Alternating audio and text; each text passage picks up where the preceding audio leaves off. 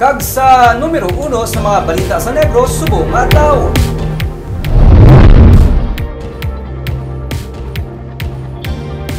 Grupo sang Traditional Jeepney Transport Group ang nagrally sa sulod mismo sang labi sa Bacolod City Government Center. Tungod sini, ipatuman sa Bacolod LGU ang no permit no rally. Yari ang report.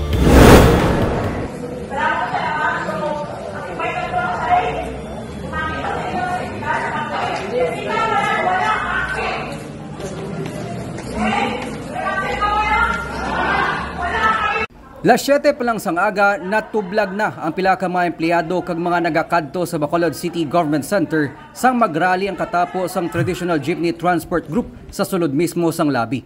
Kabahin sa panawagan sang katapos sang Kinetco ang pag-review sang Local Public Transport Route Plan kag ang makasugilanon si Mayor Albi Benitez.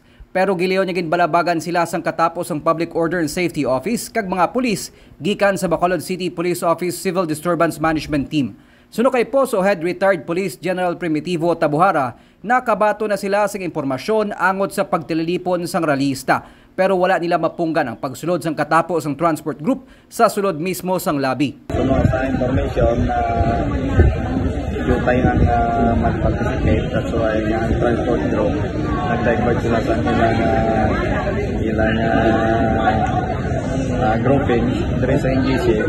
May araman sila ginapalo-up regarding sa tubig ng LGU para sa ilang participate. Okay, kada sa linggo may naka-info yung mga provision ng mga group. So para wala naman information. Hindi man natin may ma-identify sila isa-isa. At least siguro mag sila mambat. Makaligad ang negosasyon sa tunga sa Bacolod LGU, BCPO kag Transport Group, giliyon nga napuhag ang rally. Pero tungod sa natabo, hindi na pagtugutan sang Poso ang pagrally sa BCGC grounds kung wala sang permit. Wala sila permit to conduct rally or wala man sila official request regarding sa ilang pag-istorya. Pero may araw sila yung pakita sa ako niya request para mag-appearance sila karon sa sanggunian.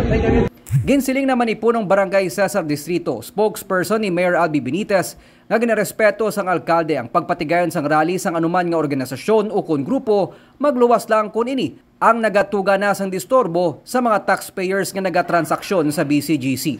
Siniman nga hapon liwat nga tagaan sang konseho sang oportunidad ang katapos sang transport sector nga magpalabot sang ila hibubunot sa sasyon sang sanggunian panlunsod. Nico Delfin para sa DigiCast Negros.